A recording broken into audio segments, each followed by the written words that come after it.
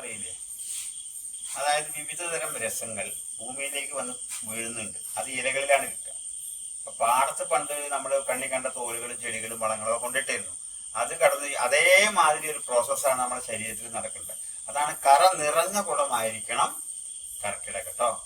കറ നിറഞ്ഞ കുടം കർക്കിടകം. കർക്കിടകിറ്റ് മുഴുവൻ നമ്മുടെ കടകളിൽ മാത്രമല്ല. ഇപ്പൊ കർക്കിടകിറ്റ് കച്ചവടം വേണ്ടാന്ന് പറയണ്ട. കർക്കിടകിറ്റ് നമ്മുടെ വരമ്പുകളിലും പാടങ്ങളിലും ഗ്രാമത്തിന്റെ അകങ്ങളിലും ഉണ്ട്. നമ്മൾ കർക്കിടകഞ്ഞി ഉണ്ടാക്കുമ്പോൾ നമ്മൾ 4 പുറന്ന സാധനങ്ങൾ പറിച്ചെടുക്കാം.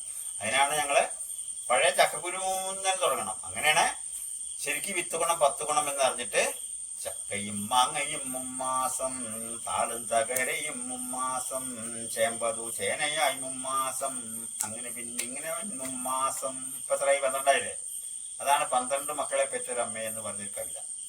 986 മുതൽ മധുസൂദനൻ നായരുടെ നാരായണത്തു ഭ്രാന്തൻ എന്ന് പറഞ്ഞ കവിത ശാസ്ത്രീയമായി പഠിപ്പിക്കപ്പെട്ടിരുന്നുവെങ്കിൽ ഇന്ന് അന്ധവിശ്വാസങ്ങൾക്കും അനാചാരങ്ങൾക്കും മാത്രമല്ല ഒരുപാട് ആസ്പത്രികൾക്കുള്ള മറുപടി കൂടിയായിരുന്നു. ഇത്രമാത്രം ചില അസുഖങ്ങളൊന്നും നമ്മുടെ നാട്ടിലില്ല. ഇപ്പോൾ 48 ലക്ഷത്തോളം 50 ലക്ഷത്തോളമായി നമ്മുടെ മലപ്പുറം ജില്ലയിലെ ജനസംഖ്യ എങ്കിൽ ആ കോവിഡ് കാലത്ത് ഇത്രമാത്രം ആളുകളെ ആരോഗ്യ സംരക്ഷണത്തോടു കൂടി രോഗപ്രതിരോധ ശേഷിയോടുകൂടി ഇവരെ നിലനിർത്താൻ കഴിഞ്ഞിട്ടുണ്ടെങ്കിൽ അന്നൊരു കമ്മ്യൂണിസ്റ്റ് പോരാട്ടം പോലെ നമ്മുടെ കോട്ടക്കൽ വാര്യശാലയിലുള്ള ആയുർവേദത്തിന്റെ ആഗോള തലസ്ഥാനത്തിൽ അവർ പണ്ട് ചെയ്തു വെച്ച കുറെ പുണ്യങ്ങളായിരുന്ന ആണ്. ഉറപ്പാണത്. അതായത് നമ്മുടെ ശരീരം വന്ന് കാത്തു സൂക്ഷിച്ചു. ഞങ്ങൾ ഒരു ഡയലോഗും കൂടിയും പറയണ്ടേ, ഈ ഇലക്കറികളിൽ കഴിക്കുന്ന അതേ ഒരുപാട് പ്രോട്ടീനുകൾ നമ്മുടെ ശരീരത്തിൽ വർഷങ്ങളോളം നിലനിൽക്കും. ഇത് പാടത്തെ വയലിലും ബാധകം കേട്ടോ.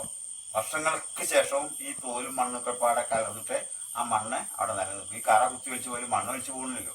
അപ്പൊ അതുകൊണ്ടാണ് ഈ ഒഴുകി പോകുന്നതിൽ നമ്മളെ ബ്ലഡ് സർക്കുലേഷനും ബ്രെയിൻ സർക്കുലേഷനും ആയിട്ട് അപാര ബന്ധമുണ്ട്. അതുകൊണ്ടാണ് ഇലക്കറികൾ തവിഴാമ, കുമ്പളൻ ഇല കഴിച്ചാൽ ബുദ്ധിശൂന്യന്മാരൊക്കെ കുറെ നന്നാവെന്ന് പറയും. കുറെയൊക്കെ ഓർമ്മകൾ കിട്ടും.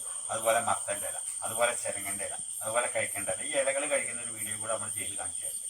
ആവുന്നതും നമ്മൾ കഴിക്കേണ്ട വിധം ഏകദേശം കർക്കിടക മാസത്തിലാണ്. അതാണ് 10 ഇലക്കറികൾ. മനസ്സിലായില്ലേ? താളും തകരി മുമ്മാസം, ചേമ്പും ചേരി മുമ്മാസം, ചക്കി മാങ്ങി മുമ്മാസം, അങ്ങനെ ഇങ്ങനെയും വരും ഈ സാധനങ്ങളൊക്കെ പറയാം. അതുകൊണ്ട് കറ നിറഞ്ഞ കുടം കർക്കിടത്തിലല്ല എന്ന് പറയുമ്പോൾ തന്നെ നമ്മൾ ഒരു കാര്യം ചെയ്യേണ്ടതാണ്. അനവധി സൂര്യപ്രകാശങ്ങളെയാണ് നമ്മൾ ഭക്ഷണമാക്കി കഴിക്കുന്നത് എന്നുള്ള ഓരോ ഇല കാണുമ്പോഴും കഴിക്കാൻ പറ്റുന്ന ഇലകൾ കാരണവന്മാരെ കണ്ട് മനസ്സിലാക്കുക. അതാണ് ഞാൻ ആയുർവേദത്തിന്റെ ആഗോള തലസ്ഥാനമാണ് മലപ്പുറം ജില്ല എന്ന് പറയുന്നതും.